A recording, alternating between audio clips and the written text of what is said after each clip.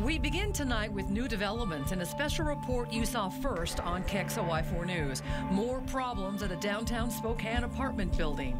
KXOY has been investigating the new Washington apartments at 2nd and Washington for years now. Once seen as a model for transitional housing for newly released sex offenders, it had security cameras and a dedicated staff who watched over them. The Department of Corrections used to place newly released offenders there for that reason.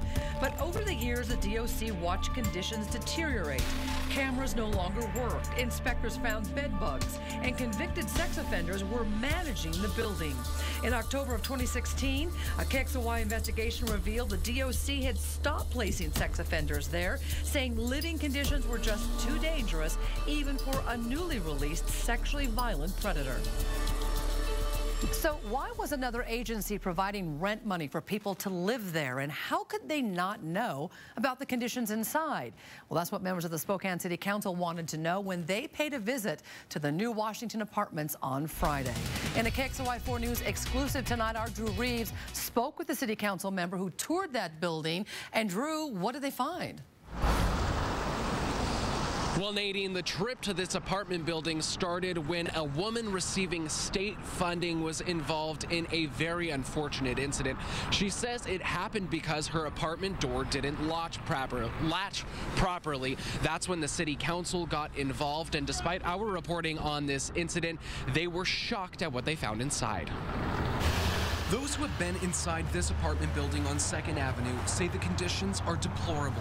Unlivable conditions, someplace that nobody would want to live, especially anybody vulnerable. But somehow, some of our community's most vulnerable members are living here. The building, known for housing sex offenders, also welcomed recipients of the HEN program. The program is run by Goodwill here in Spokane County and provides rent and aid for those who are homeless or about to be homeless. DSHS first refers recipients to that program. Here in Spokane, they are then required to get a lease from an apartment building of their choosing. Then Goodwill approves a habitability form, a form filled out by the building's landlord. No one from the program inspects the building before that person begins living there. In this case, conditions were well below standard. When we have a landlord saying it's habitable and it's not, and we trust them, that's a breach of contract for the HEN program. City Councilwoman Kate Burke says she toured the building when she found out a vulnerable woman was involved in an incident. Burke wouldn't tell us what happened to protect that woman. Burke said the reports she's heard about the building were all true. There were leaks, clear leaks coming through all sorts of places. Signs on a lot of the bathrooms saying no, out of order, no running water, no hot water.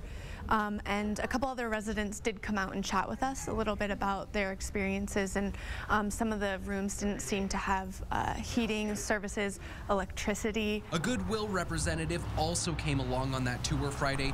He was so shocked by the conditions that all 3 HEN recipients are being removed from the building, though it's not clear where they will go. And Goodwill says it only does an inspection on the building if a HEN recipient complains. As of February 1st, it said there had been no complaints against the new Washington apartments. However, the conditions in this apartment have been well documented, including a 2016 report which we revealed, which said that the building was infested with vermins and bed bugs and that security cameras were not working properly, among many other issues. Reporting in downtown Spokane, Drew Reeves, KXOY4 News. Thank you, Drew.